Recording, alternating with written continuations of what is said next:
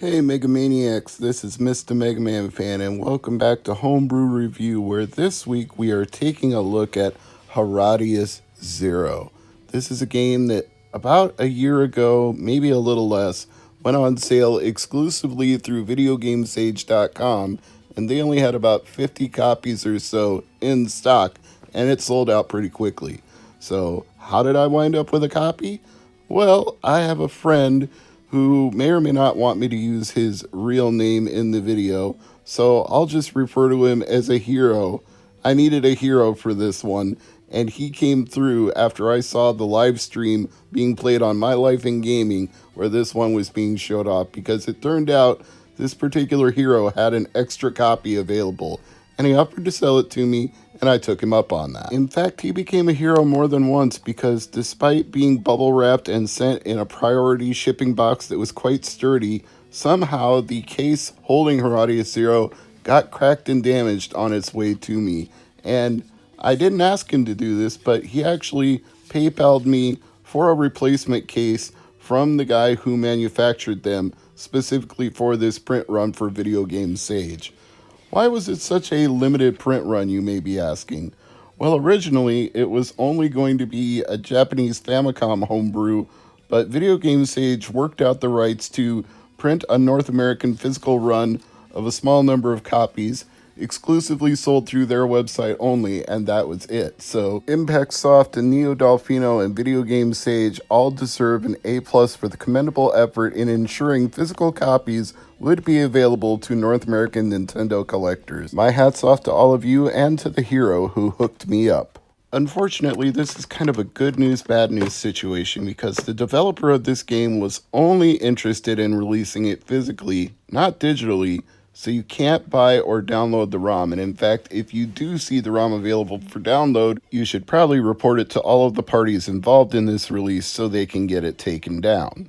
If you want to know if there's a future print run and if more copies go on sale at a later date, you should probably follow Impact Soft on Twitter at HD64180. But in the meantime, I'll show you some footage captured from my Analog NT Mini Noir and my HD television. Sorry, I do not have a capture card, so this is the only way I can do it. It has been called a technical marvel that pushes the limits of the NES/Famicom, and I would have to agree, because there are a lot of enemy sprites on the screen at any one time, and your bullets are constantly firing, which creates a lot of action on the screen, and there is very, very little flicker or slowdown. In fact, I can only think of one time playing the game when the entire screen was filled with enemies that it even slowed down just a little bit. And of course, if you're playing this on the Mini NT Noir, you can actually up the number of sprites that's on the screen at one time beyond what the original NES Famicom specifications were, and you would just get rid of any possible flicker altogether. I'm keeping it authentic and leaving that off, but it's still very impressive just how much this game puts on the screen at one time, all the time, throughout the entire course of the game. Now, why is it on auto fire? Well, I think that's a conceit of the developer, and I'm just going to give it to him, her, or them. But I actually think it makes sense, because when you're playing a lot of these side-scrolling shoot-'em-ups, what are you doing but mashing the fire button repeatedly anyway? And if there's an auto fire option, or you have a turbo button on your controller, you're probably turning that on just to make auto firing easier, so you don't have to keep pounding the button till your thumb gets sore.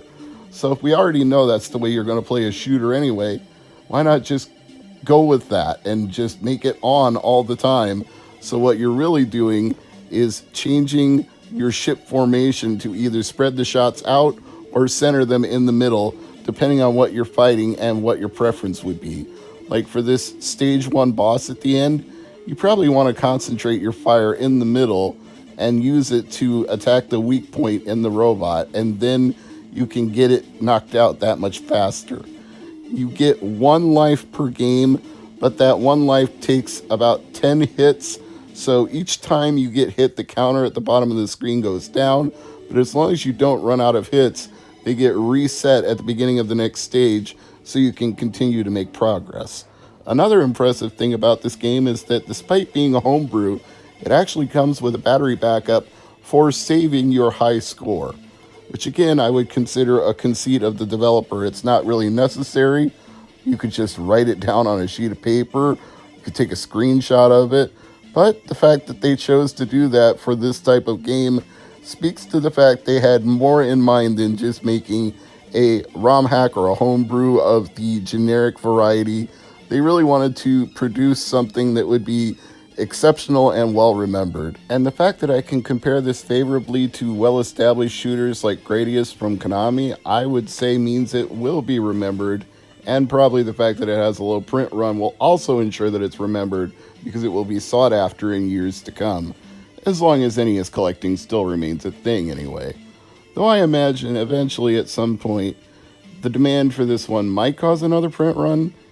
We'll just have to see. It certainly won't be for lack of how impressive this game is, because everything that I've already mentioned is exceptional, and it has a great rocking chiptune soundtrack. The composer deserves some credit for that as well, and I really do enjoy the feel of this game, where it forces you to not worry about what you're firing, but where you're moving. It becomes more of a maze strategy game.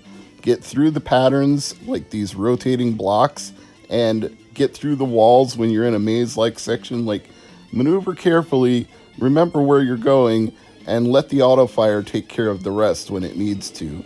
But then, of course, memorizing the patterns of the enemies, such as when they come from the top down or the bottom up like they did just there, would help you make more progression in the game and prevent a game over. But it's not that punishing, because you get continues to pick up on whatever stage you left off on, so I wouldn't even worry about getting the game over if you take too many hits, because this is an addictive game, and you'll keep coming back and playing more of it, whether you get a game over or not. You'll want to learn those patterns and get better. Get good, as they say, because Haradius Zero is one of those games that sucks you in to the gameplay loop and keeps you coming back. That's what any great shooter should be. Easy to understand, difficult to master, incentivizing you for improving as you get better each time you play it. Now, I would tell you the plot of this game if I really thought there was one, but I read through the manual front and back several times, and no mention of it was made anywhere in the English translation.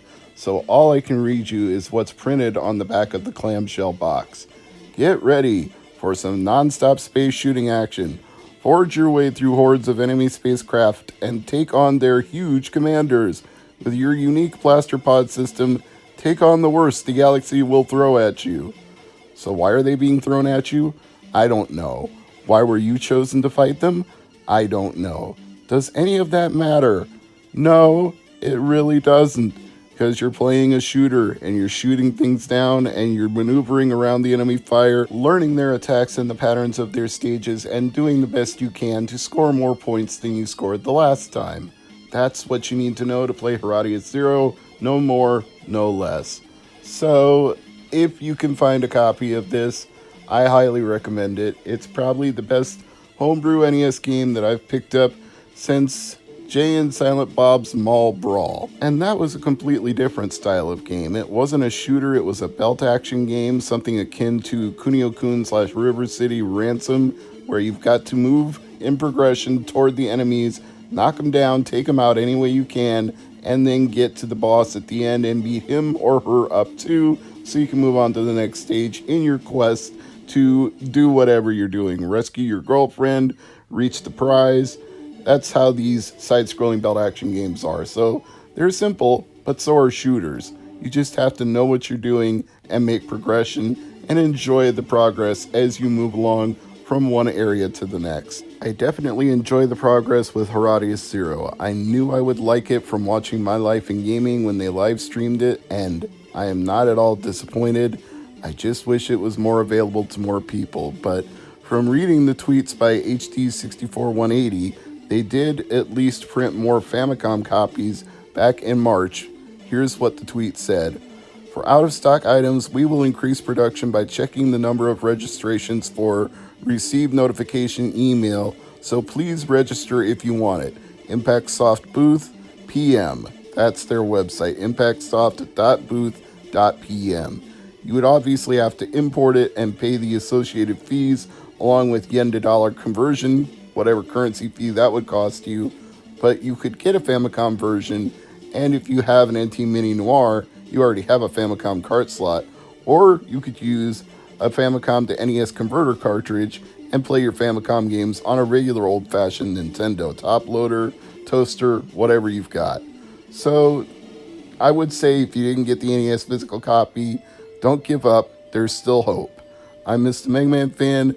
This has been Homebrew Review, and I really like Haradius Zero. So if you can get this game, I highly recommend that you do. And if you can't, just try to find it at a future date down the road. Follow all the people you see in the credits here on Twitter, and maybe they will let you know when another one becomes available. But until next time, until the next review, thank you for watching, for subscribing, for liking and commenting, and we will see you again for another homebrew review as soon as I have one to do.